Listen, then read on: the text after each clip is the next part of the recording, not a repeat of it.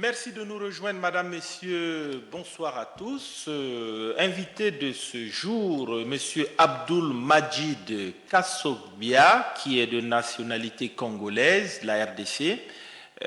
Monsieur Kassobia, bonsoir. Bonsoir. Vous êtes prédicateur musulman, vous êtes à Ouagadougou pour une activité que vous allez aborder avec nous tout à l'heure. Théologien, on peut le dire, vous êtes théologien en matière de religion comparée, c'est bien cela? C'est bien cela, affirmatif. Alors ça consiste en quoi, cette théologie des religions comparées? Oui, donc, je commencerai d'abord par louer Dieu. Il a envoyé ses messagers pour nous montrer la voie droite, pour qu'après le passage des messagers, nous ne puissions avoir aucun argument échappatoire devant le tribunal de Dieu. Et je demande à Dieu de verser sa grâce sur notre vénéré prophète Mohammed, sur les membres de sa famille, ainsi que sur tout prophète véritablement envoyé par Dieu dans le but de tirer les êtres humains des ténèbres spirituelles vers la lumière parfaite. En fait, l'étude des religions comparées, elle est plus qu'importante et plus que nécessaire dans notre société d'aujourd'hui parce qu'elle nous permet, n'est-ce pas, de comprendre ce que les autres ont comme vision, n'est-ce pas, de Dieu, vision de la prophétie et vision même de la société. Et lorsqu'on a une connaissance mutuelle entre nous, on saura, n'est-ce pas, comment se respecter mutuellement dans la société et ne pas dépasser les limites. Et cela nous permettra, n'est-ce pas, de vivre en paix. D'accord, on va revenir sur ce point précis. Déjà, vous êtes originaire de la RDC, il n'y a pas beaucoup de musulmans à RDC. En termes de pourcentage, c'est quoi exactement? Bon, disons que la RDC, bien qu'apparemment c'est un pays laïque, mais il est en consonance chrétienne, c'est-à-dire d'abord la population est au-delà de 70 millions d'habitants, et les musulmans ne constituent que 8 à 10%. Et la grande majorité musulmane vit à l'est du pays, parce que l'islam est rentré par l'est, par l'entremise de commerçants arabes venus d'Oman, qui sont partis en Tanzanie ou Zanzibar, et puis ils ont fait leur pénétration en RDC par l'est. Mais les chrétiens sont estimés à 85%. Disons même partout, maintenant actuellement dans toutes les régions plutôt de la RDC, vous trouvez des musulmans. Et notamment dans la capitale, à Kinshasa aujourd'hui, il y a une présence musulmane assez importante. Et quelle est finalement la raison de votre présence à Ouagadougou? Bon, le destin a permis que je sois connu, n'est-ce pas, par mes frères et sœurs musulmans du Faso, ces pays que nous aimons tous, étant donné que nous sommes des Africains. Alors donc ils m'ont connu à travers des CD que nous avions réalisés chez nous en RDC, et notamment un CD d'un débat, n'est-ce pas, islamo-chrétien qui est passé sur la chaîne nationale du Congo-Brazzaville. Donc à travers cet outil-là, médiatique, j'ai été par la grâce de Dieu connu par mes frères et sœurs du Faso. Donc ils m'ont invité aussi à partager, parce qu'ils tenaient à partager avec moi mes expériences, n'est-ce pas, sur ce terrain, n'est-ce pas, du dialogue interreligieux avec les autres. Et qu'est-ce que, de manière concrète, vous avez fait? Il s'agissait de donner des conférences. Dans quel domaine? Sur quoi exactement? Oui, nous avons surtout donné des conférences sur des thèmes de convergence et aussi des thèmes de divergence, notamment entre les chrétiens et les musulmans. Parce que vous savez bien que moi, j'ai fait mes études en Égypte, études de religion comparée, et option judaïsme, christianisme et islam. Mais je suis beaucoup plus concentré sur l'islam et le christianisme, parce que nous vivons dans un pays, notamment, vous connaissez la RDC, donc c'est le christianisme et l'islam qui viennent un peu en tête, quoi. Et étant donné qu'au Burkina Faso, les musulmans également côtoient les chrétiens, vivent ensemble, ainsi de suite, donc ils m'ont appelé, ils ont voulu partager avec moi des expériences par rapport à ce sujet de l'étude des religions comparées, à ce point de l'étude des religions comparées. Et est-ce qu'il n'est pas dangereux de comparer les religions, de vouloir faire des comparaisons? Est-ce que ce n'est pas la porte ouverte au jugement et puis finalement à la discorde? Bon, jugement, non.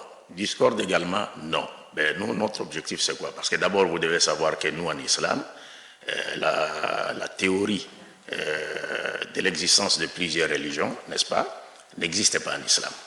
Pour l'islam, il n'y a qu'une seule religion que Dieu a révélée à l'humanité, mais cette religion a connu plusieurs dispensations prophétiques dans l'espace et dans le temps. Parce que nous disons en islam, si Dieu est unique, le but de la création de l'être humain est unique, Le message salvateur est unique. Le but de l'envoi des messagers de Dieu est unique. La religion qui a apporté ces messagers de la part de Dieu doit également être unique. Là, déjà, il y a une divergence. Vous dites qu'il n'y a qu'une seule religion révélée. Le judaïsme vous dira le contraire. Les chrétiens vous diront le contraire. Mais il est de leur droit de dire que non, nous, notre religion, c'est le christianisme. Ou encore les juifs de dire, nous, notre religion, c'est le judaïsme. Mais lorsque nous étudions les textes coraniques, comme les textes de la Torah et les textes de l'Évangile, vous comprendrez aussitôt que non, Jésus-Christ, Moïse et Mohammed n'ont jamais apporté plusieurs religions de la part de leur Dieu. Ils ont simplement apporté une religion qui a connu plusieurs dispensations prophétiques, comme je le disais, dans l'espace et dans le temps. Vous pouvez le comprendre parce que, par exemple, aujourd'hui au Faso, vous avez un seul pays, le Burkina Faso, mais ce pays a connu plusieurs dispensations présidentielles. Est-ce que vous comprenez? Donc le pays a connu plusieurs dispensations présidentielles. Aujourd'hui, c'est l'époque de son Excellence Blaise Compaoré. Et après cela, jusqu'à la fin des temps, il y aura encore d'autres présidents qui viendront, mais le Faso restera unique. Mais cela va de même avec la religion de Dieu. Donc il y a un Dieu unique qui a révélé à l'humanité une seule religion. Et cette religion a connu plusieurs dispensations prophétiques dans l'espace et des temps. Mais ce sont les hommes seulement qui ont divisé cette religion. Parce que la volonté de Dieu veut également que nous croyions à tous les prophètes sans exception. Mais il est arrivé un moment de l'histoire de l'humanité où certains ont refusé de croire à certains prophètes de Dieu. Et cela a engendré une division entre eux. Mais lorsque nous utilisons les textes, n'est-ce pas, nos références respectives, vous verrez aussitôt que non, les prophètes n'ont apporté qu'une seule religion. Vous pensez quoi justement des autres religions? La religion chrétienne, par exemple. Quel est votre point de vue, vous qui êtes musulman prédicateur? Oui.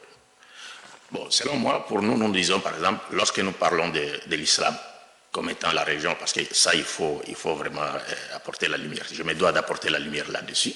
C'est-à-dire, nous, quand nous lisons le Coran nous montre clairement, et les traditions prophétiques, que Mohammed n'a pas apporté l'islam. Et plutôt, il n'a pas fondé l'islam, mais il a trouvé l'islam. Est-ce que vous comprenez? Donc l'islam était déjà une religion qui existait avant Mohammed, qui a été prêchée par l'ensemble des messagers de Dieu, y compris Jésus-Christ. Donc aujourd'hui, en termes de religion, nous les musulmans, nous ne sommes pas du tout en contradiction avec Jésus.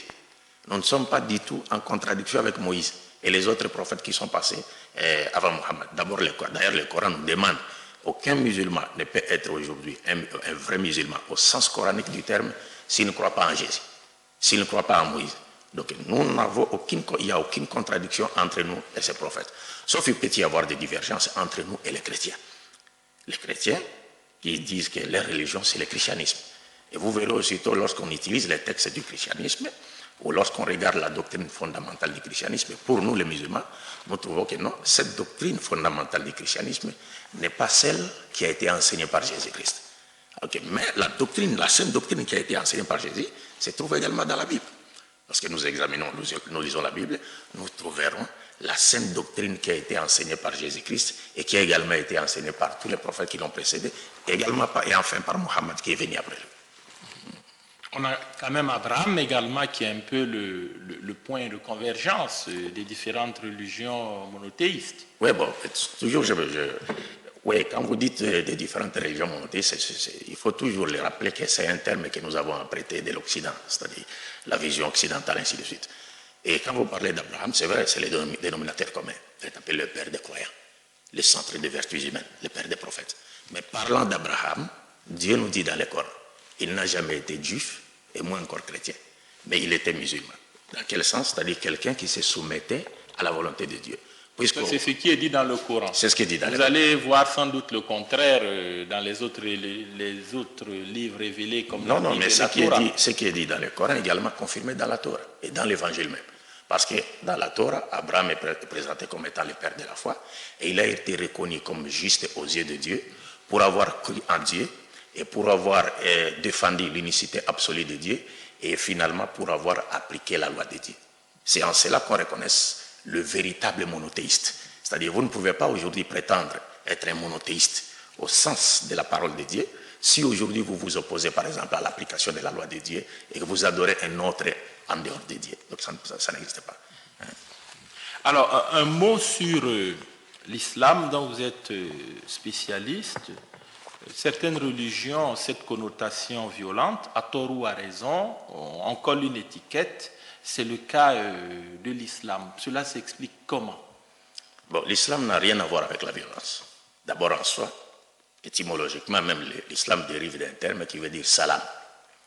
Et le même terme dérive d'un autre terme qui veut dire soumission. Ce qui implique à dire quoi? Si vous, soumission à qui? Soumission à la volonté de Dieu. Cela implique à dire, si nous nous soumettons à la volonté de Dieu, nous récolterons quoi? La paix, la justice, la joie. Donc l'islam n'a rien à voir avec la violence. L'islam n'a rien à voir avec la violence. Il y a des exemples, malheureusement. Vous avez Boko Haram au Nigeria, où on a des musulmans qui incendient des églises, qui se font exploser avec des bombes en tant que kamikazes. Je vais essayer de dire quelque chose là-dessus, mais je voudrais ici qu'on revienne même à l'époque du prophète Mohammed sallallahu alayhi wa sallam. Vous êtes un intellectuel averti, et vous savez que le prophète de l'islam a vécu à la Mecque, il a été persécuté pendant 13 ans. Mais il n'a jamais levé, pendant 10 ans ou 13 ans, mais il n'a jamais levé sa main pour frapper quiconque, pendant tous ces temps-là. Jusqu'à ce qu'il a été chassé même de sa ville natale. Il a fait le gire jusqu'à Médine, où il a été accueilli par un autre peuple qui n'était pas son peuple. Bien sûr que c'était tous des Arabes, mais qui n'était pas le peuple qui vivait avec lui à la Mecque. C'est parce que l'islam ne voulait pas répondre à la violence par la violence, répondre au feu par le feu. S'agissant de Boko Haram, il faudrait que nous comprenions bien les choses dans leur contexte, n'est-ce pas? Le Boko Haram aujourd'hui, par exemple, leurs revendications sont légitimes. Ils veulent instaurer la charia au nord du Nigeria. C'est ce que je voulais dire. Donc, leurs revendications sont légitimes. La charia, c'est légitime au nord du Nigeria? La charia est légitime, mais il y a un problème. Oui, mais il y a un problème. Il n'y a pas que des musulmans au nord? Non, il y a un problème. C'est-à-dire, la charia n'a rien à voir avec... Il n'y aura aucun problème avec les non-musulmans si on installe la charia. Parce que la charia prévoit de défendre les droits des minorités non musulmanes. Mais le problème réside dans les musulmans eux-mêmes. C'est-à-dire, c'est bien beau de dire que nous voulons imposer la charia, ainsi de suite, mais il faudrait savoir que la charia, on ne l'impose pas. La charia s'impose d'elle-même. Et comment cela? Parce que nous, les textes de l'islam nous montrent clairement que si vous voulez appliquer la loi de Dieu dans votre société, vous devez d'abord commencer par l'appliquer dans vos cœurs.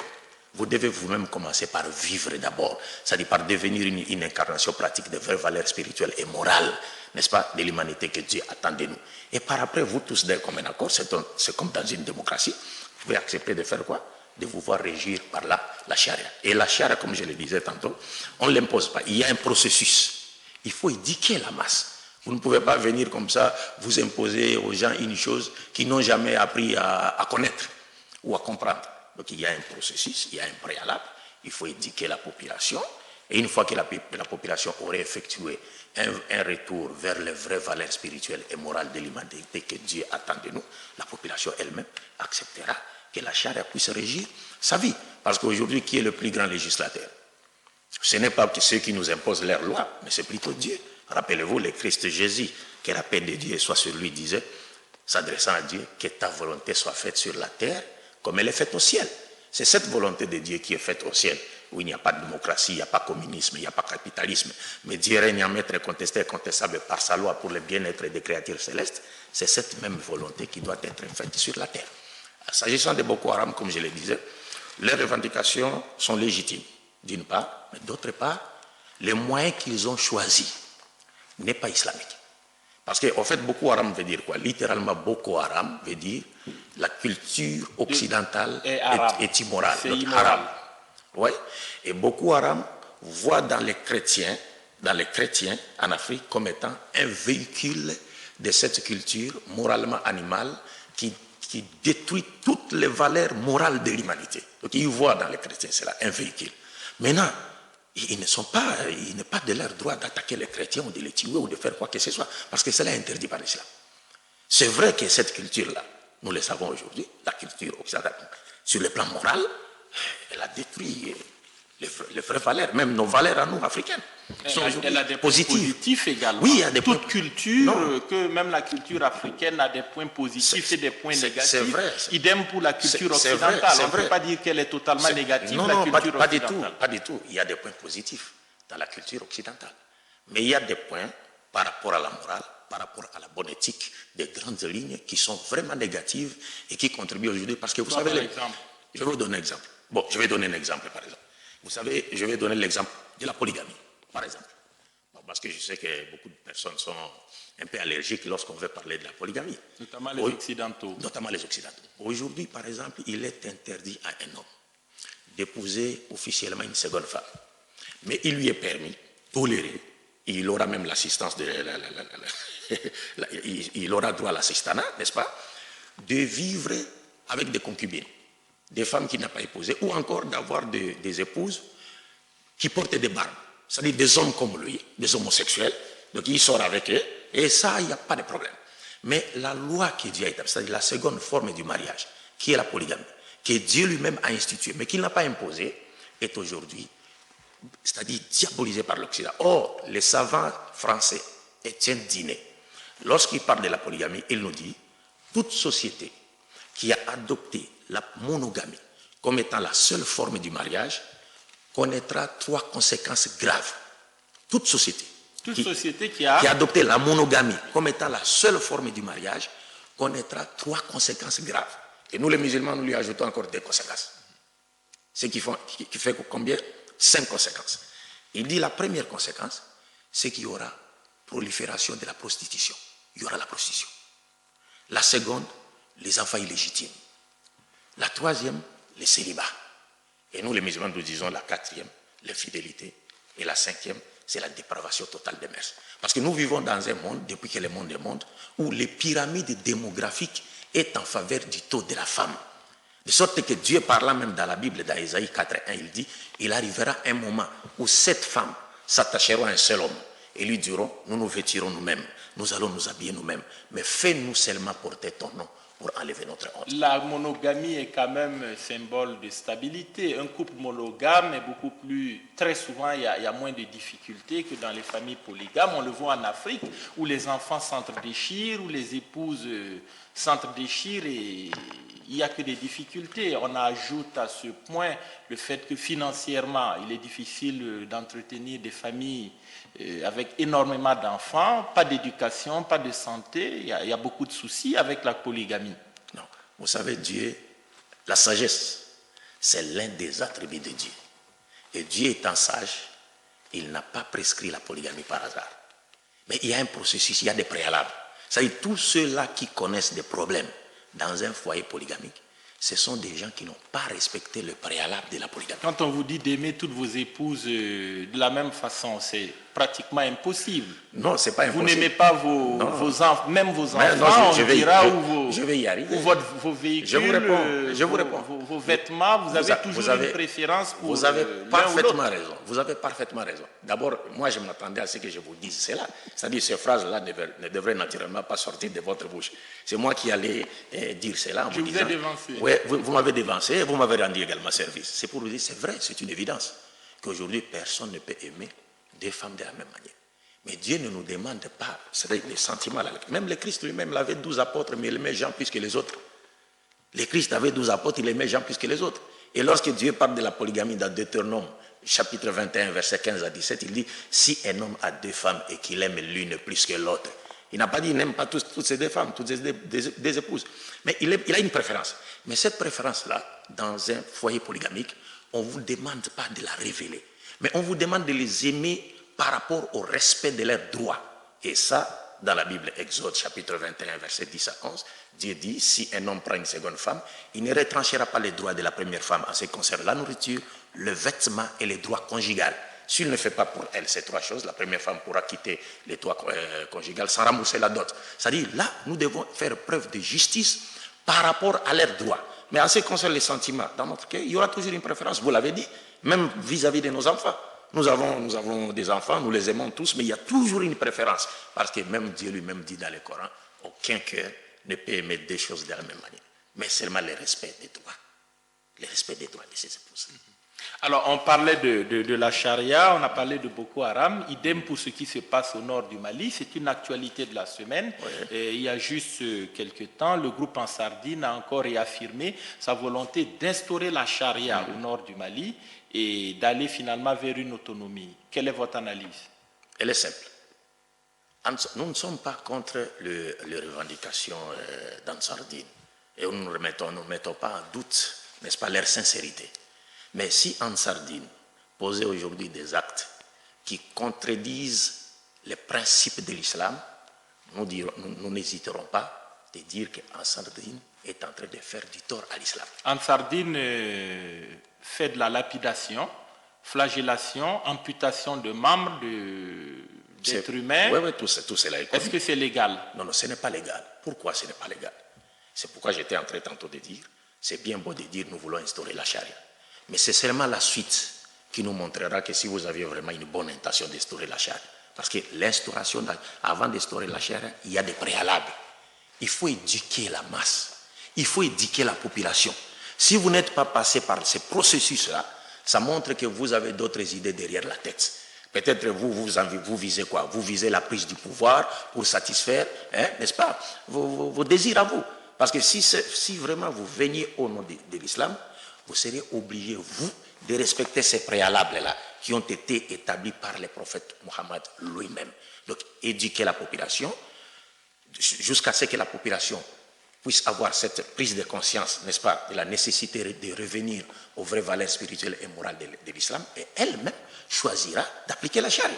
On ne l'impose pas la charia à l'islam. Donc, la lapidation, la flagellation, les amputations... Dans ces contextes-là, c'est un crime contre l'islam. Dans ces contextes-là, c'est un crime contre l'islam parce que la population n'a pas été éduquée. Il faut que la population soit préalablement éduquée, islamiquement, qu'elle soit éduquée jusqu'à ce qu'elle comprenne, c'est-à-dire le bien fondé de l'application de la charia. On ne peut pas venir comme ça, on cherche à appliquer la charia alors que les gens n'ont rien compris de la charia. C'est faire du tort à l'islam. Et que dire de ces mausolées qui sont détruits au quotidien à Tombouctou par ces mêmes groupes islamistes? Est-ce que c'est légal? Est-ce que c'est normal? Toujours dans les mêmes contextes. C'est toujours pas normal. Parce que vous savez c'est quoi? C'est interdit en islam, par exemple, de construire des mausolées, ainsi de suite. C'est interdit. Mais avant de les détruire... C'est pourtant des grands saints, c'est des érudits musulmans c'est une évidence. Qui ont érigé ces mausolées. Et... Ça, c'est une évidence. Mais vous savez, le Coran nous dit, il y a eu des prophètes que Dieu avait envoyés. Il y a eu également des saints qui ont existé sur la terre, que nous appelons Awliya. Mais après le passage des prophètes, ou la mort des saints et des prophètes, Satan vient pour essayer d'égarer les gens du droit chemin, en les poussant peut-être tantôt, parfois même à rendre culte à ces saints ou à rendre culte à l'un des prophètes de Dieu. Donc ces saints-là n'ont jamais demandé à ce qu'on leur construise quoi? Des mausolées après leur mort. Mais les gens l'ont fait. Mais comme ils l'ont fait, et que peut-être qu'ils l'ont fait sous l'empire de l'ignorance, maintenant il vous appartiendra à vous qui connaissez les textes de l'islam, qui interdisent la construction, n'est-ce pas, des mausolées, ainsi de suite, de leur faire comprendre, sur base des textes islamiques, que ces choses sont interdites en islam. Au lieu de venir comme ça et vous commencez par une violence à l'extrême, à détruire tout, vous risquez même de créer de l'animosité et soulever même vos propres frères contre vous. Et c'est ce qui se passe aujourd'hui au Mali plutôt, et c'est regrettable. Que pensez-vous de l'excision qui est également une problématique en Afrique? Dans certains pays comme le Burkina, le Mali, le Niger, de nombreux États, l'excision est pratiquée au nom également de la religion musulmane. Votre analyse? Bon, disons, oui, il y a des gens qui pratiquent l'excision au nom de l'islam, mais je leur dirais carrément que l'excision n'est pas une pratique islamique. C'est une pratique que le prophète Mohammed, la paix de Dieu soit sur lui, a trouvée, n'est-ce pas, à son époque. Les gens la pratiquaient déjà, en Égypte comme partout ailleurs, mais il a fixé une règle. Parce que cela faisait partie des coutumes de certaines personnes. Il y a des coutumes aujourd'hui, même chez nous en Afrique, qui ne sont pas en contradiction avec les principes universels de l'islam. Est-ce que vous comprenez? Il a fixé une règle. Mais malheureusement, aujourd'hui, il y a des gens qui ne respectent même pas les règles qui ont été fixées par les prophètes. Et la pratique de l'excision, allais-je dire, n'est pas obligatoire en islam. Parce que les prophètes lui-même avaient des filles qui n'ont jamais été excisées. Ses compagnons avaient des filles qui n'ont jamais été excisées. Et cela relève du choix de la fille elle-même. Si elle accepte de se faire exciser, on peut l'exciser en respectant les règles qui ont été fixées par les prophètes à cette époque-là. Mais si elle le refuse, personne n'a le droit de la contraindre à se faire exciser. Parce que ce n'est pas une pratique islamique à l'origine. Alors, par rapport à cette image pas toujours reluisante de l'islam, qu'on assimile à la violence, vous qui êtes un spécialiste, qu'est-ce que vous suggéreriez pour améliorer cette image? Que faut-il faire? Vous savez, notre prophète, donc le dernier prophète de l'islam qui est Mohammed, la paix de Dieu soit sur lui, c'est aujourd'hui, nous savons nous vivons dans un monde où nous voyons les musulmans eux-mêmes. D'abord, ils ternissent l'image de leur religion, et les ennemis également de l'islam, n'est-ce pas, s'acharnent également à ternir l'image de l'islam. Mais à l'époque de Mohammed, de notre prophète, c'était un cas un peu contraire. Parce qu'à son époque, les musulmans ne ternissaient pas l'image de l'islam. Ce sont les non-musulmans qui cherchaient à ternir l'image de l'islam. Et qu'est-ce que les prophètes donnaient comme réponse à cette démarche? C'était le valeur, promouvoir le vrai valeur morale, c'est-à-dire montrer à ces gens-là la juste valeur humanitaire et salvatrice de l'islam, qui n'est venue que pour leur bien-être. Et le prophète n'a pas cédé à la provocation, c'est-à-dire il n'a pas répondu à la violence et par la violence. Il y a des gens qui ont frappé le prophète Mohammed sallallahu alayhi wa sallam. Il est arrivé un moment où quelqu'un est rentré même dans la mosquée, hein, il a pissé même dans la mosquée. Est-ce que vous comprenez? Il a pissé dans la mosquée et les compagnons qui étaient tout autour du prophète ont voulu se saisir de lui pour lui donner une leçon. Et qu'est-ce que le prophète a dit? Laissez-les finir son besoin. Il a fini les besoins et par après, le prophète Mohammed lui a fait comprendre que non, ça c'était un lieu de prière. Ce n'était pas un lieu d'aisance où on devait se soulager. Donc prochainement, si vous voulez vous soulager, vous devez sortir, vous éloigner de la mosquée pour aller faire ailleurs. Si ce monsieur le faisait, si ça se repassait au Pakistan ou en Afghanistan, c'est ce que j'allais dire. Il serait brûlé vif. Pas au Pakistan, c'est-à-dire même ici peut-être au Burkina. Si par exemple un homme musulman rentrait dans une mosquée et pissait dans une mosquée aux vies des musulmans, mais peut-être qu'ils vont oublier même cet enseignement du prophète Mohammed sallallahu alayhi wa sallam. Donc vous comprenez?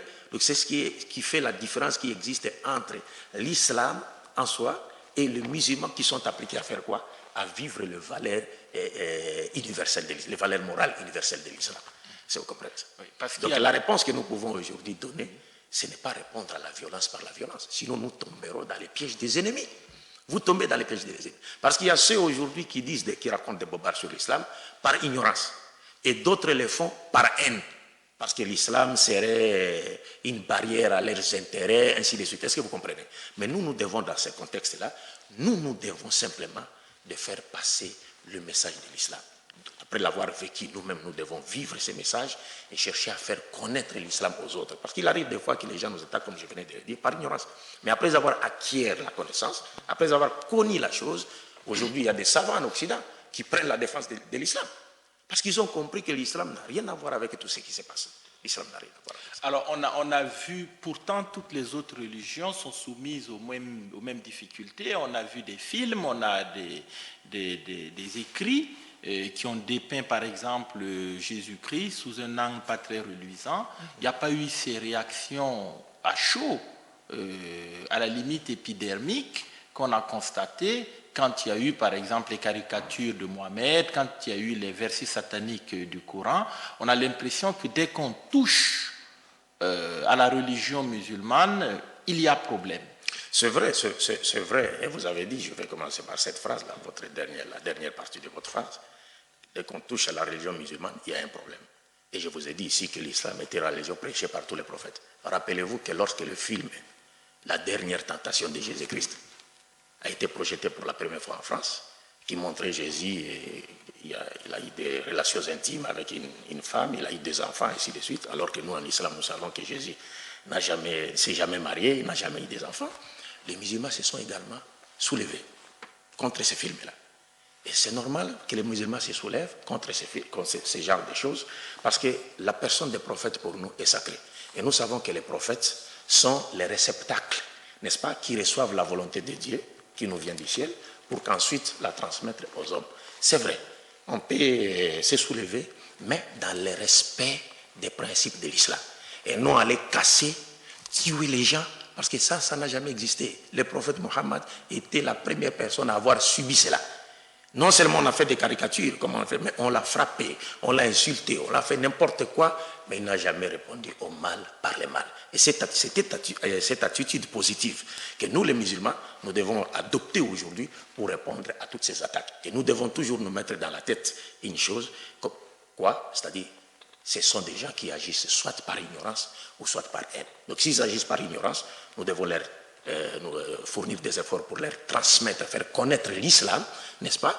Et si c'est par haine seulement, nous devons savoir que cela nous avait été déjà annoncé par Dieu. Tous les prophètes de Dieu l'ont connu, leurs compagnons l'ont connu, mais ils ont fait preuve de patience parce qu'ils étaient dépositaires et transmetteurs des messages salvateurs pour l'humanité. D'aucuns n'hésitent pas à dire qu'une des difficultés au niveau de la religion musulmane vient du fait que les personnes apprennent le Coran, le mémorisent par cœur, sans véritablement le connaître, sans prendre la mesure du contenu.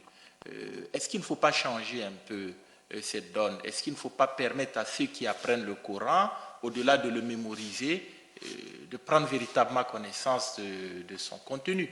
Changer, non. On ne peut pas changer. Mais seulement, nous les musulmans, et notamment nos connaisseurs, nos oulémas, ont le noble devoir, n'est-ce pas, d'inviter, c'est-à-dire d'inviter le musulman, n'est-ce pas, à connaître le contenu du Coran. Parce que vous savez, on ne peut pas changer cela parce que ça fait partie des moyens que Allah a choisis pour préserver le message de l'islam. La mémorisation. La mémorisation. Il faut mémoriser. Oui, il faut connaître par cœur. Non, oui, c'est-à-dire vous mémorisez cela. Vous savez, Margaret Thatcher, par exemple, après la chute de l'URSS, qu'est-ce que Margaret Thatcher avait dit? Avait dit, voilà, il y a un ennemi idéologique qui vient de tomber, maintenant il nous reste l'ennemi éternel. Et cet ennemi éternel, c'est qui? C'est l'islam. Pourquoi elle a appelé l'islam l'ennemi éternel comme l'Occident aujourd'hui? Simplement, avant que je ne vous dise ce que Margaret Thatcher a dit, simplement parce que l'islam invite l'humanité à se soumettre à un système que personne ne contrôle, si ce n'est Dieu. Et personne n'a le droit de veto là-bas, si ce n'est Dieu. Et devant ce système, nous sommes tous égaux.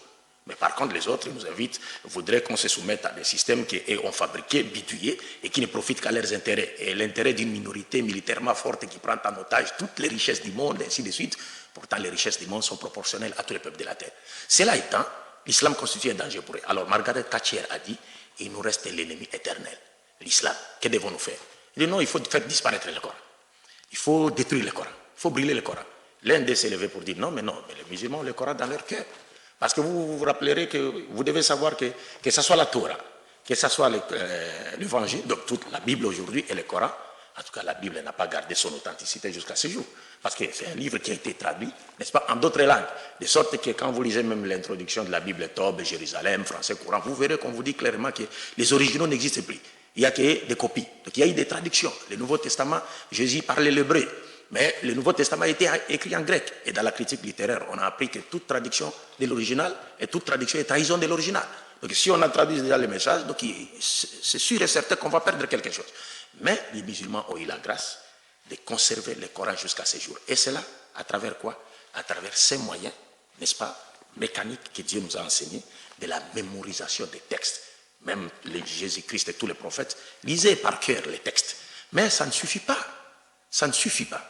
Parce que le prophète Mohammed, la paix de Dieu soit sur lui, il dit, le meilleur d'entre vous, c'est celui qui a appris le Coran, et le Coran lui a appris. Est-ce que vous comprenez ça? Le meilleur d'entre vous est celui qui a appris le Coran, et le Coran lui a appris. C'est-à-dire, il a lu le Coran, et le Coran l'a informé sur tout ce que Dieu attend de lui par rapport à sa relation sur le plan vertical, et aussi à sa relation sur le plan horizontal avec les prochains. Mais comment est-ce qu'un homme peut-il arriver à comprendre, c'est-à-dire à tirer bénéfice du Coran, s'il ne comprend pas les messages? Donc nous sommes tous appelés à connaître le sens des versets du Coran, à connaître les messages. Et la mémorisation n'est pas donnée à tout le monde. Ce n'est pas tous les musulmans qui sont appelés à mémoriser le Coran. Ça, c'est un travail de spécialistes. Il y a des gens qui sont destinés à faire cela. Mais nous les musulmans ordinaires, se contenterons d'écouter les prêches, n'est-ce pas, des prédicateurs dans les mosquées, chaque vendredi et n'importe quel jour, quand tu leur donnes des informations sur ce que Dieu, leur Seigneur, attendait sur le plan vertical comme horizontal. On constate de plus... Mais rester dans la mémorisation seulement, c'est faire du tort à l'islam. Alors, on constate de plus en plus dans nos pays des femmes voilées. À Ouagadougou, on a par exemple de nombreuses femmes voilées. On a de plus en plus d'hommes qui portent la barbe. C'est la religion musulmane qui est pratiquée, c'est tout à fait normal. Mais derrière, d'aucuns n'hésitent pas à dire que tout ceci est financé par les monarchies du Golfe notamment, qui font de l'humanitaire, qui distribuent donc beaucoup d'argent et qui exigent finalement que bon nombre d'Africains de Burkinabé se convertissent à l'islam. Est-ce que c'est le cas chez vous et comment vous analysez tout cela? Bon, au nom de l'humanitaire? Bon, je vous dirai tout de suite que c'est faux et archi faux. C'est faux et archi faux, pourquoi? Parce que vous devez savoir d'abord. Quand vous n'avez pas d'argent, vous ne pouvez pas vous payer un plat de riz, Non, c'est pas un problème. Vous avez un fonds, on vous demande simplement de porter la barbe ou de porter le voile, ça paraît tentant. Porter la barbe d'abord, bien que le prophète Mohammed, la paix de Dieu soit sur lui, a demandé aux hommes, n'est-ce pas, de porter de la barbe, mais de savoir aussi l'arranger, l'entretenir, n'est-ce pas, pour qu'elle ne soit pas horrifiante, et ainsi de suite.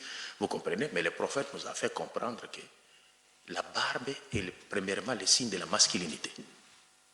C'est premièrement le signe de la masculinité. On est homme, on doit porter la barbe.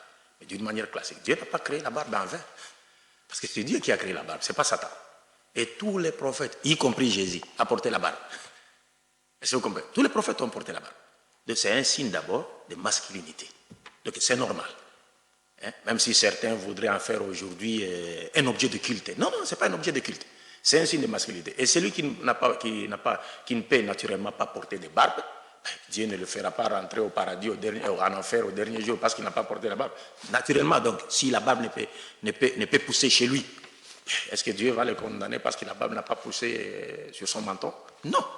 Mais porter la barbe, c'est d'abord un signe de masculinité. Moi, je me sens homme, hein. Je ne porte pas de barbe, je me rase tous les matins, je l'ai fait ce matin, mais je me sens homme. Mais vous êtes libre de le faire. Vous êtes libre de le faire. Vous avez le choix. Si vous avez choisi de ne pas porter la barbe, vous êtes libre de le faire. On ne vous l'impose pas. Mais pour celui qui a compris que bon, c'est un signe de masculinité, je peux rester homme sans porter la barbe. Mais comme c'est un signe de masculinité et que c'est Dieu qui l'a créé et que comme il est sage, il ne crée rien en vain, donc nous devons également manifester ces signes de masculinité par rapport à portant la barbe. Et puis deux, lorsque vous parlez de manœuvres des pays du Golfe qui aideraient les Africains, d'abord ici je vous donne une information qu'aujourd'hui aucun pays du monde arabe n'a le droit aujourd'hui d'aider l'islam. Partout. Ils ont une interdiction formelle des grandes puissances, et à l'occurrence les États-Unis. En Sardine, le Moujao, il semble que c'est des soutiens financiers énormes au niveau... ils sont soutenus par les pays du Golfe, par certains pays du Golfe. Non, mais s'il y a par exemple des gens du pays du Golfe qui les soutiennent, ça sera d'une manière clandestine, mais pas d'une manière officielle, parce qu'aujourd'hui, les grandes puissances de ce monde, est-ce qu'ils aimeraient voir par exemple un groupe de gens appliquer la loi de l'islam quelque part? Non. Est-ce que vous comprenez? C'est peut-être par des particuliers. Et cela va de même avec les actions humanitaires, n'est-ce pas, qui sont aujourd'hui posées par des organismes du monde arabe, ainsi de suite, ou certaines personnes qui ont des connotations dans le monde arabe. Ces actions aujourd'hui sont faites par des particuliers dans le monde arabe. Mais sinon, les gouvernements du monde arabe n'ont pas le droit aujourd'hui d'aider l'islam. Et ce n'est pas leur aide qui fera de sorte que l'islam avance aussi au Burkina Faso ou ailleurs en Afrique. Non. Nous devons, nous les musulmans, partout où nous nous trouvons, de développer nos propres moyens sur le plan local, devant nous permettre, n'est-ce pas, de promouvoir l'islam, de confirmer une présence active de l'islam sur le terrain, une présence responsable. Donc on n'a pas besoin de l'aide de l'extérieur. Le plus grand pays musulman dans le monde aujourd'hui, c'est l'Indonésie. C'est l'Indonésie, qui n'a rien à voir avec les Arabes. C'est le plus grand pays musulman du monde. Et quand s'agissant du voile, il y a des gens qui portent, des filles qui porteraient le voile ou des femmes. Ça, c'est leur choix. Le voile intégral, on ne voit que les yeux. Et pour des raisons de sécurité, d'aucuns n'hésitent pas à dire qu'il faut interdire le voile. Non, ça, c'est leur choix. C'est-à-dire, si elles ont choisi de se couvrir le corps, ou encore si elles ont choisi, comme les femmes occidentales, de marcher nues, en bikini, ainsi de suite, c'est leur choix. Ce que nous voyons mal, c'est quoi? C'est qu'en islam, comme j'allais tantôt vous le dire, on ne contraint pas une fille à porter ou une femme à porter le voile. Et nous ne sommes pas aussi obligés à l'interdire de porter le voile. Non, on ne l'interdit pas, ou bien condamner, c'est-à-dire la contraindre à enlever son voile. Si elle-même a choisi de porter le voile, après avoir suivi une éducation islamique classique, elle peut porter le voile, qui était la tenue de toutes les femmes dans toutes les églises des saints, comme nous dit la Bible. Pourtant, les talibans ont imposé le voile. Vous pensez quoi des talibans en Afghanistan, effectivement, reviens au toujours. Pakistan? Vous avez même le chapeau taliban. Oui, vous portez le chapeau taliban. Je m'attendais à cette question. je m'attendais à cette question. Est-ce que vous êtes un taliban africain? Oh non. Complétez ma question. Oh non, pas du tout. D'ailleurs, je me dois ici de commencer par mettre la charia vers le bête. C'est-à-dire, je commence avec la question relative à mon bonnet. Pas taliban, mais c'est afghan. Ce n'est pas un bonnet taliban. Parce que les talibans, ce sont des gens qui sont venus de l'extérieur, sont partis s'installer en Afghanistan et ils ont trouvé déjà que c'est vrai qu'on a vu le commandant Massoud porter le même chapeau. Mais du moins pour aujourd'hui, dans notre contexte actuel, le bonnet taliban est un symbole de résistance contre c'est-à-dire un ordre mondial, n'est-ce pas, qui nous impose une culture moralement animale qui détruit toutes les valeurs, les vraies valeurs spirituelles et morales de l'humanité. Donc ça, c'est devenu un peu le symbole. Même en Occident, il y a des blancs même qui ne sont pas des musulmans qui portent les bonnets afghans, mais qui n'a rien à voir avec les talibans. Parce que moi, je ne partage pas la vision aux talibans et surtout. Qui ont détruit les Bouddhas de Bamiyan, qui ont fait beaucoup de tort. Quand ils ont traduit les Bouddhas, la statue des Bouddhas, là, j'étais parfaitement d'accord avec eux. Pourquoi? Parce qu'ils ont avancé une raison. Même si on peut mais là, vous êtes en contradiction. Et vous-même, vous avez dit qu'il ne faut pas détruire les mausolées de Tombouctou. Les Bouddhas de Bamiyan, c'est encore plus ancien. Non, je viens. C'est-à-dire, les choses doivent être comprises dans leur contexte pour ne pas en faire un prétexte. Il faut qu'on restitue cela dans son contexte. La statue de Bouddha se trouve dans un contexte différent de celui de Tombo au Mali. Pourquoi les talibans ont détruit la statue de Bouddha? Parce qu'ils ont dit, écoutez, pour l'entretien de cette statue, ils dépensent des millions, alors qu'ils ne dépensent pas la même somme d'argent pour venir à l'aide des Afghans. Alors à quoi bon continuer à garder cette statue? C'est pour cette raison qu'ils ont détruit la statue. Parce que vous entretenez la statue. C'est comme un blanc, par exemple, en Europe, vous pouvez trouver là-bas. On offre à des chiens de la bonne nourriture, n'est-ce pas? Mais qu'est-ce qu'ils envoient aux Africains quand il y a un problème ici en Afrique? C'est-à-dire, les chiens mangent même mieux qu'un Africain lorsqu'on veut lui apporter assistance. Alors les talibans ont dit, mais non, la statue, elle est entretenue, on dépense des millions, alors que la même somme n'est pas allouée pour venir en aide aux talibans, plutôt aux Afghans. Alors ça sert à quoi? Il faut casser la statue. Mais moi, je suis contre, par exemple, aujourd'hui, que les talibans puissent imposer la charia sans passer par le processus qui a été établi par le prophète lui-même, c'est-à-dire l'éducation de la masse. La charia, on ne l'impose pas, elle s'impose d'elle-même. Tous nos oulémas, que ce soit en Arabie Saoudite, nos frères qui sont sortis des universités islamiques du monde arabe, les oulémas leur disaient toujours, écoutez, si vous voulez appliquer la charia, commencez d'abord par l'appliquer dans vos cœurs et elle s'appliquera elle-même dans votre société. C'est tout. Quand les gens comprendront les bien fondés de la charia, parce qu'au fait, vous savez, en tant qu'intellectuel, parce que moi j'ai fait l'étude de religion comparée, lorsque nous lisons dans la Bible les psaumes, on nous dit, mais la loi de Dieu est juste, elle est droite, elle est parfaite, elle restaure l'âme. Dans les jardins d'Éden, Dieu a voulu qu'il nous soit donné l'exemple par le premier échantillon de la race humaine qui était donc composé d'Adam et Ève, mais leur vie était caractérisée par quoi? Après la foi en Dieu, la connaissance de Dieu unique, ils devaient faire ce que Dieu leur avait demandé de faire et s'abstenir de faire ce que Dieu leur avait interdit de faire. Qu'est-ce qui s'est passé? C'est Satan qui est venu. Et qu'est-ce qu'il a voulu faire? Il les a poussés à commettre le péché. En leur disant, non, Dieu sait que les jours où vous en mangerez, vous deviendrez pomme dans le jardin. Vous deviendrez comme de Dieu connaissant les biens et les mal. Ça veut dire quoi? Ça veut dire vous prendrez maintenant la place de Dieu. Donc ce n'est pas à Dieu qu'il appartiendrait de vous définir ce qui est bien pour vous, de ce qui ne l'est pas. C'est vous-même maintenant qui commencerez dorénavant à définir ce qui est bien pour vous, de ce qui ne l'est pas. Et c'est ce qui se passe avec l'Occident.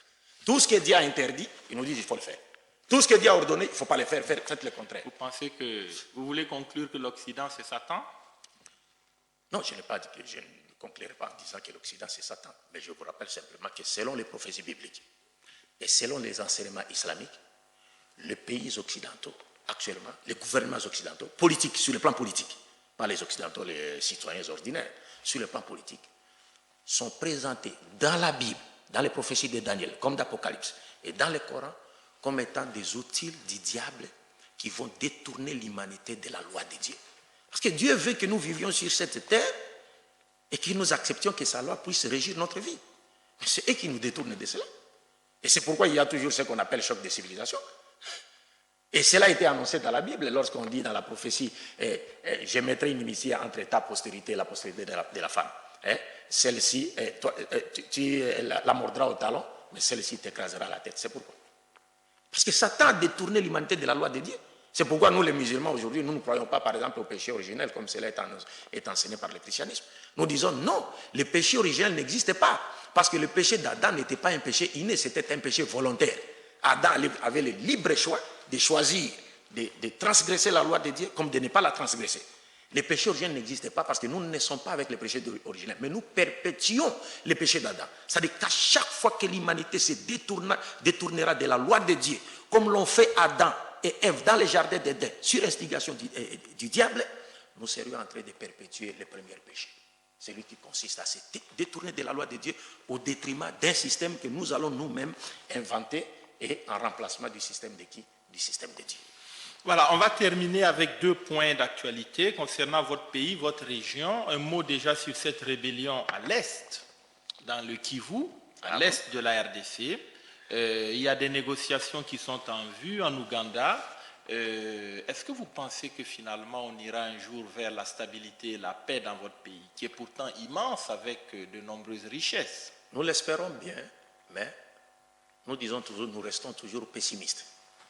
Parce que vous êtes sans le savoir en tant qu'intellectuel. Je pense que vous avez lu quelque chose sur la conférence de Berlin, n'est-ce pas? Que les puissances de l'époque ont organisé pour se partager l'Afrique. Balkanisation. Balkanisation, vous comprenez? Et les titres même, c'était sur le Congo et l'Afrique.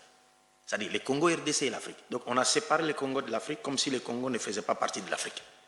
Parce que le Congo, c'est le moteur de l'Afrique. Il y a 3 pays en Afrique qui sont des principaux axes d'où pourra venir demain le développement de toute l'Afrique. C'est la RDC, le Nigeria et l'Afrique du Sud qui viennent en tête. Et ces pays-là sont toujours, il y a toujours la main des autres dessus.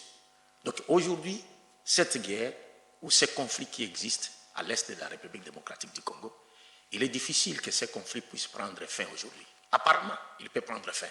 Mais même si toute l'Afrique se réunissait pour chercher à mettre fin à ces conflits, nous ne sommes pas optimistes, parce que les prophètes nous demandent d'être pessimistes plutôt, mais les prophètes nous demandent d'être optimistes. Mais par rapport, après avoir fait la lecture de tout ce qui se passe dans le monde, parce que nous savons qui sont derrière ces conflits. On accuse toujours le Rwanda. Non, le Rwanda n'est pour rien. On dit que le M23, c'est des rwandophones, mais pour rien. C'est quand même des gens de la RDC. Le Rwanda n'est pour rien. Bien sûr que le Rwanda est là, est en train de soutenir, il a soutenu le CNDP, de Laurent Kunda, aujourd'hui le M23, et ainsi de suite. Mais tous ces groupuscules rebelles, y compris les Rwandais, n'y sont pour rien. Est-ce que ce n'est pas parce que les gens de l'Est, justement, sont considérés souvent comme des citoyens de seconde zone par rapport aux autres Congolais? On dit qu'ils sont rwandophones, ils sont plutôt rwandais, il faut qu'ils repartent chez eux. Non, mais s'ils devaient repartir chez eux, ne veut pas dire venir occuper les territoires. Si vous voulez repartir chez vous, mais qui vous interdit de repartir? Ils sont du Rwanda, ils sont de la RDC, ce sont des Congolais. Non, mais s'il y a des Congolais, n'est-ce pas? Parce qu'aujourd'hui, vous savez, après avoir partagé l'Afrique, nous nous sommes retrouvés avec des tribus qui existaient, par exemple, au Burkina, les frontières du Burkina avec le Mali. La même tribu existe au Burkina comme au Mali. Ça, c'est pas un problème, ça. Mais c'est que nous devons comprendre les choses au-delà de ce qui nous est présenté aujourd'hui par les médias occidentaux. Parce que nous savons que ces conflits-là, c'est eux qui sont derrière ça. C'est eux qui veulent, c'est un conflit décidé, c'est une guerre politique. C'est décidé, c'est comme ça. Vous pouvez aujourd'hui prendre la décision, vous les Africains, vous vous réunissez quelque part, vous prenez la décision de mettre fin à ces conflits et ils ne vous permettront jamais de mettre fin à ces conflits. Parce que la politique en Afrique n'est pas l'apanage des Africains. Est-ce que vous comprenez? N'est pas l'apanage Nous n'avons pas le pouvoir sur notre propre politique. Nous sommes toujours téléguidés. Il y a toujours une main qui va venir ou une voix qui va se faire entendre là-bas pour nous imposer quelque chose. C'est cela. Donc nous devons avoir cette prise de conscience et comprendre les choses telles qu'elles sont pour pouvoir un jour nous libérer. Donc on n'hésite pas à dire qu'il faut morceler la RDC. C'est un pays tellement énorme qu'il est difficilement gouvernable. C'est vrai qu'on a de longues distances. On parcourt pratiquement 1500 km pour quitter Kinshasa et se rendre à Kisangani, je crois. Kinshasa, Goma, c'est 2000 km. Alors, est-ce que c'est gérable, un tel pays? Je vous disais, oui, c'est gérable, facilement gérable. Mais il y a des gens qui veulent que ces pays ne soient pas gérés. Qui veulent que ces pays ne soient pas gérés. Et je pense que vous connaissez, en tant qu'intellectuel, vous connaissez l'histoire de notre pays. il y a eu des nationalistes et ainsi de suite. Quel a été leur sort? Vous les connaissez? Les Lumumba, Les Lumumba, les Moïse Kabila. Parce qu'ils ne veulent pas.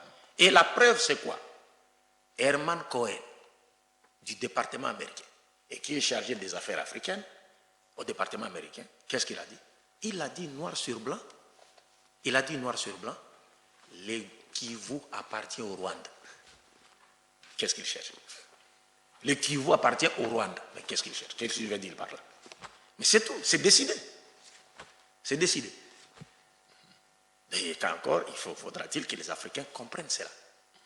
Parce qu'aujourd'hui, nous restons la seule réserve mondiale ou du monde qui assurera demain la survie même de l'humanité tout entière. Et donc, étant la seule réserve du monde sûre, ils ne nous laisseront pas tranquilles. Il y aura toujours des conflits chez nous. Il y aura toujours des conflits parce qu'ils vivent de ces conflits et ils veulent qu'il y ait toujours des conflits. Alors, il y a quelques jours, la Belgique a relancé le fameux dossier Lumumba. On parle de réouvrir le procès, essayer d'en savoir davantage. Est-ce qu'il est nécessaire finalement de retourner le couteau dans la plaie, comme disent certains? Pour nous, cela n'est pas du tout nécessaire parce que la Belgique elle-même, c'est elle-même qui avait organisé l'assassinat de Lumumba. Elle ne peut pas venir ici aujourd'hui pour nous dire donc on doit rouvrir encore les dossiers pour essayer de voir clair. Non, elle sait, elle connaît. C'est elle qui avait organisé l'assassinat de Lumumba. C'est comme si on était en train de jouer avec nous. Parce qu'il y a certaines choses qu'ils nous ont fait dans le passé. Ils continuent à nous les faire aujourd'hui. Et ils vont encore nous les refaire demain. Mais le peuple africain restera toujours, ne comprendra toujours pas. Et la Belgique connaît, c'est elle qui a organisé ça. Ça se connaît, les documentaires sont là avec les témoignages des ambassadeurs américains, des ambassadeurs belges, des hommes politiques belges. C'est connu de tout le monde ça. Ça, ce sont des mascarades, et ainsi de suite. Pour essayer un peu, parce que la Belgique, par rapport à la RDC, commence un peu à perdre le terrain avec l'avancée de la Chine, ainsi de suite. La Chine qui s'est décidée un peu d'inonder les marchés africains. Donc les gens commencent un peu à chercher à faire certaines choses pour qu'on leur redonne confiance. Donc c'est dans ce sens-là que la démarche de la Belgique doit être comprise. Sinon, ça n'a pas d'intérêt. Ça n'a pas d'intérêt. Comment vous avez apprécié l'attitude du président français, François Hollande, lors du dernier sommet de la francophonie à Kinshasa, qui a boudé en griffe le président Joseph Kabila?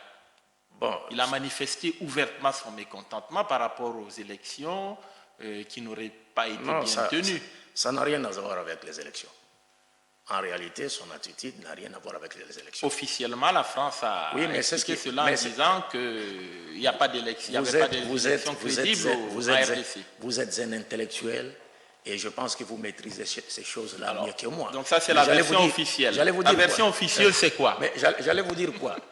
Vous savez qu'avec l'Occident, par exemple aujourd'hui, pour l'Occident, ils ne peuvent parler de démocratie en Afrique que si cette démocratie sert à leurs intérêts. Mais quand il y a une démocratie en Afrique ou des acteurs politiques qui sont au pouvoir et qui ne servent pas à leurs intérêts, là, on ne parle pas de démocratie. Tout cela, c'est parce que Kabila a donné certains marchés aux Chinois. Et Mobutu disait quoi? Vous connaissez notre président Mobutu? Dans son film, là, Mobutu, roi d'Isaïe, il disait aux Occidentaux, mais c'est lui qui vous arrache ces beefsteaks de la bouche. Mais c'est un homme à battre. Est-ce que vous comprenez? Donc, comme on leur avait arraché une partie du beefsteak, Kabila il devait manifester, il devait adopter cette attitude pour faire comprendre à Kabila que je ne suis pas d'accord avec toi ou avec vous. Mais les élections se sont pas très bien déroulées en RDC. Les observateurs l'ont même dit haut et fort. Il y a eu beaucoup d'irrégularités. Si les élections ne se sont pas bien déroulées ou non, moi je n'en sais rien.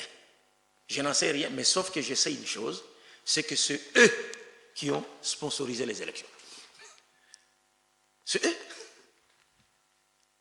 C'est eux qui ont sponsorisé les élections. Rappelez-vous de John Garang. Vous vous rappelez? John Garang, qui était le vice-président du Soudan à l'époque. Il était soutenu par les États-Unis d'Amérique, n'est-ce pas? Mais une fois arrivé au pouvoir, vice-président, il a signé des contrats avec la France. Et aussitôt, qu'est-ce qui s'est passé? Il n'est plus là. Et ça se connaît de tout le monde. C'est connu de tous. Alors, on termine avec un autre pays voisin du vôtre. Je vous rappelle que je suis théologien en religion comparée. Je ne suis pas politicien. Je ne fais pas la politique. On en a fini avec toute la partie religieuse. On a fait près de 40 minutes. On va parler Que de la Dieu soit loué. Nous devons le placer dans le contexte de ma culture générale. Absolument. Sinon, je ne m'intéresse pas à la politique. La République centrafricaine, également avec cette rébellion, la rébellion Séléka, des négociations sont prévues à Libreville. Là également, ce pays est totalement instable. On a l'impression qu'il sera difficile un jour d'avoir la paix en Centrafrique. En tout cas, en toute franchise, je n'ai pas beaucoup d'informations sur ce qui se passe en République centrafricaine parce que la rébellion avait jour juste après notre arrivée ici au Burkina. Et nous ne sommes pas vraiment connectés. Bon, là où nous sommes, on n'a pas l'Internet, nous avons la télé, ainsi de suite, mais on ne regarde pas trop la télé parce que nous sommes beaucoup plus préoccupés par nous sommes beaucoup plus préoccupés par notre programme, par ce que nous sommes venus faire. C'est exactement comme ce qui se passe à l'Est. C'est des groupes armés qui estiment que le président Bozizé doit partir et ils utilisent la méthode militaire, la voie militaire pour renverser le régime de Bangui. Bon, je ne sais pas. Est-ce que d'abord, avant de dire que c'est légal, encore faudra-t-il connaître, faudra-t-il savoir si les revendications sont légales. C'est ça. Donc, comme je ne connais rien là-dessus, je préfère ne pas me prononcer. Et je vous rappelle une fois de plus que je suis théologien en religion comparée. Je ne fais pas la politique. Alors, donc, on va s'arrêter là. Un mot de conclusion par rapport à votre séjour au Burkina, ce que vous avez vu et constaté. Oui, je dirais simplement que j'ai été plus que content, moi et le frère qui m'ont accompagné, parce que nous sommes au nombre de 4, de l'accueil qui nous a été réservé par nos frères et sœurs musulmans du Faso. Et nous avons vraiment, parce que d'après ce qu'on nous a fait entendre et comprendre que le Burkina voudrait dire le pays des hommes intègres, en dehors des musulmans, nous avons également vécu cette réalité, que le Burkina Faso est vraiment un pays des hommes intègres, un pays des hommes hospitaliers. Où les religions vivent en harmonie. Vivent en harmonie, par la grâce de Dieu. Et je demande à Dieu qu'il puisse assister le président de la République, son Excellence Blaise Compaoré et tout son gouvernement, qui leur donne la sagesse qu'il faut, qui leur permettra, n'est-ce pas, de bien diriger ce pays. Parce que j'ai remarqué que vous avez fait vraiment des avancées, n'est-ce pas? Le Burkina a vraiment avancé sur la bonne voie, par la grâce de Dieu. Et quant à mes frères chrétiens, en Adam, je leur dirais simplement que vous devez chercher à comprendre l'islam, à étudier l'islam, vous renseigner sur l'islam, parce que l'islam n'est pas une religion autre que celle qui a été apportée par Jésus.